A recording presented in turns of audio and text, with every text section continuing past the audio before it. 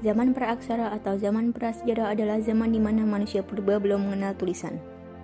Karena setiap suku yang ada mengalami masa prasejarah yang memiliki masa periode yang berbeda-beda atau tidak bersamaan.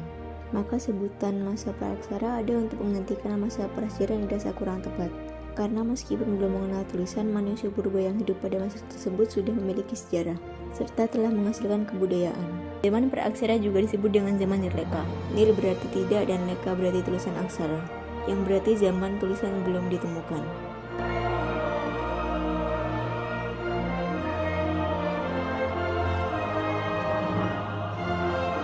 Zaman Arkeozoikum, zaman tertua dalam perkembangan bumi dan segala yang hidup di bumi, berumur sekitar 4.500 sampai dengan 2.500 juta tahun yang lalu. Di zaman Arkeozoikum, bumi belum stabil, kulit bumi masih dalam proses pembentukan, udara di bumi masih sangat panas sehingga pada zaman ini belum ada tanda-tanda kehidupan. Dan berakhirnya zaman Arkeozoikum disebabkan dengan adanya penurunan suhu yang memungkinkan untuk munculnya suatu kehidupan. Zaman Mesozoikum. Zaman Mesozoikum atau yang disebut juga dengan zaman sekunder berlangsung sekitar 140 juta tahun yang lalu. Zaman Mesozoikum ditandai dengan adanya hewan-hewan reptil bertubuh besar seperti dinosaurus. Oleh karena itu, zaman Mesozoikum disebut dengan zaman reptil. Zaman Paleozoikum. Zaman Paleozoikum atau yang disebut juga dengan zaman primer berlangsung sekitar 340 juta tahun yang lalu. Zaman Paleozoikum terjadi dengan adanya penurunan suhu yang sangat drastis di bumi. Bumi mendingin pada masa ini dan makhluk hidup di bumi diperkirakan muncul, seperti makhluk bersel satu dan tidak bertulang belakang seperti bakteri dan sejenis amfibi. Zaman Neozoikum. Zaman Neozoikum terjadi sekitar 60 juta tahun yang lalu. Pada zaman Neozoikum, kehidupan mulai stabil berkembang dan beragam.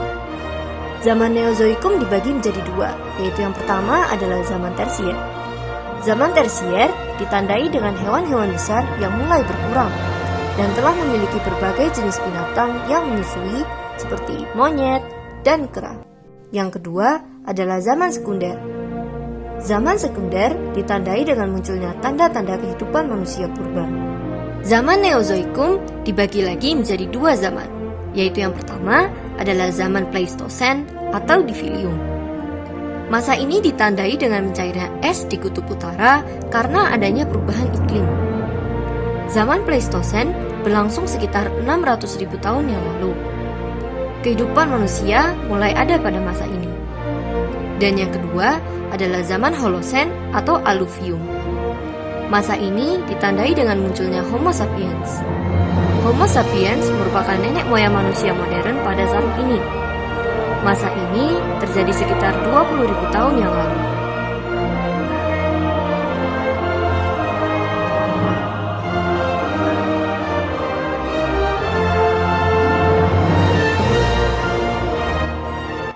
Kapak genggam.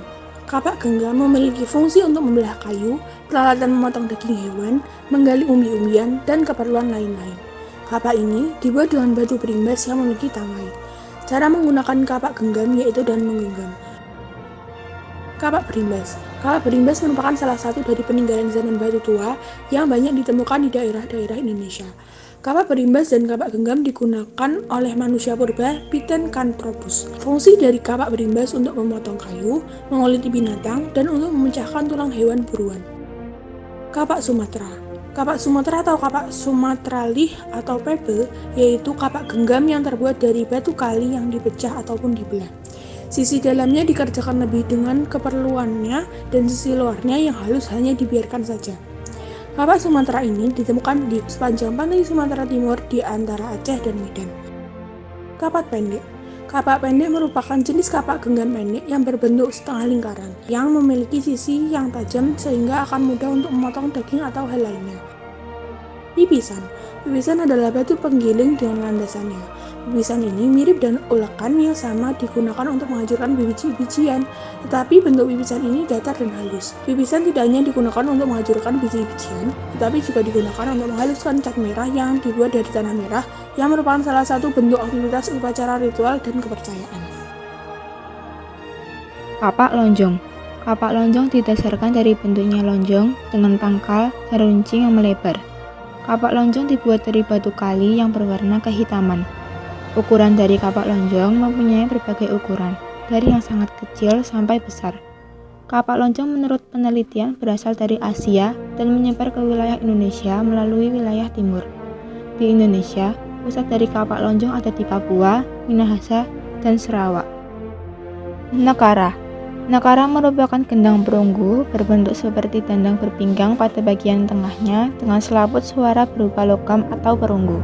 Nekara dianggap benda suci pada zamannya karena berfungsi sebagai benda upacara, mas kawin, dan lain-lain. Nekara kebanyakan ditemukan di Bali, Nusa Tenggara, Selayar, Maluku, dan Irian. Menhir. Menhir adalah benda peninggalan praaksara yang berkaitan dengan kepercayaan yang dianut oleh manusia pada zaman dahulu. Menhir ini berbentuk tiang atau tugu yang terbuat dari batu yang berdiri di atas tanah. Menhir digunakan untuk menyembah arwah nenek moyang manusia purba. Kebanyakan menhir ditemukan pada daerah pegunungan seperti wilayah Bengkulu, Palembang, Ngada, Gunung Kidul, Rembang, Sungai Talang, dan daerah-daerah lainnya. Sarkofagus. Sarkofagus adalah peninggalan masa praaksara yang berbentuk. Salah satunya dikenal dengan nama sarkofagus. Sarkofagus adalah peti mati yang dibuat dari batu yang utuh dan dikasih bagian penutup pada bagian atasnya. Bali merupakan salah satu tempat penemuan sarkofagus. Dolmen. Dolmen berbentuk seperti meja yang tersusun dari batu dan banyak ditemukan pada daerah Jawa Timur, diberi nama Pandusa. Kegunaan dari dolmen hampir sama dengan menhir, yaitu untuk menyembah nenek moyang pada masa praaksara.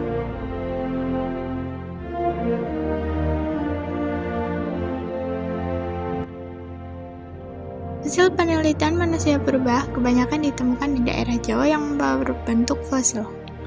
Manusia purba pada zaman dahulu tinggal di beberapa daerah seperti Lembah Sungai Brantas Jawa Timur dan daerah Lembah Bengawan Solo Jawa Tengah. Di Indonesia terdapat beberapa jenis manusia purba seperti Meganthropus paleojavanicus, Homo atau manusia modern, dan Pithecanthropus erectus.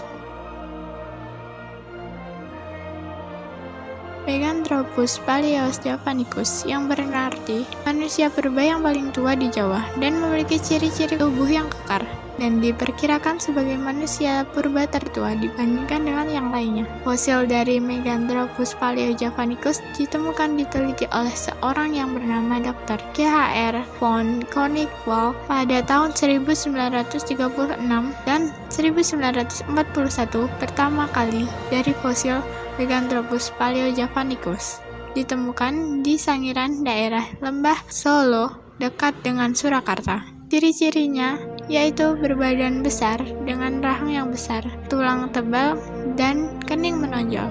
Hidup sekitar 2 juta tahun sebelum Masehi dengan cara bertahan hidup dengan makan tumbuh-tumbuhan. Meganthropus paleojavanicus termasuk jenis Homo habilis.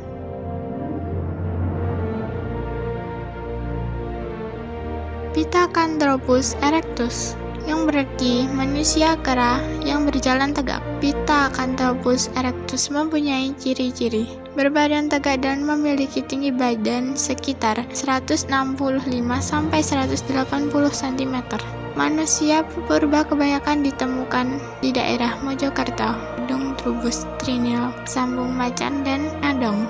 Orang yang pertama kali menemukan ini adalah Eugenie Daubus di Trinil dekat Sungai Bengawan Solo.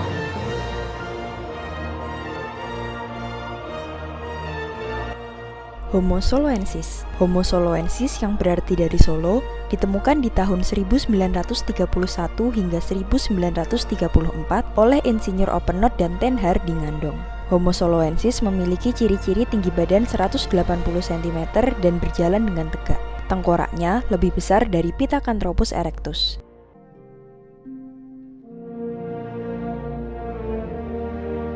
Homo wajakensis.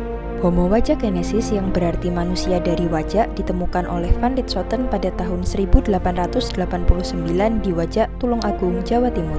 Ciri-ciri dari Homo wajakenesis memiliki tinggi badan 130 hingga 210 cm dan berjalan tegak.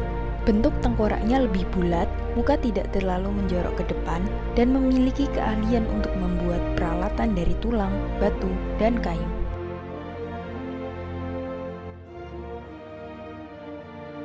Homo sapiens. Homo sapiens adalah generasi terakhir dari manusia purba. Homo sapiens memiliki ciri-ciri fisik yang hampir sama dengan manusia modern pada saat ini. Homo sapiens hidup di zaman Holosen, yaitu sekitar 4000 tahun yang lalu.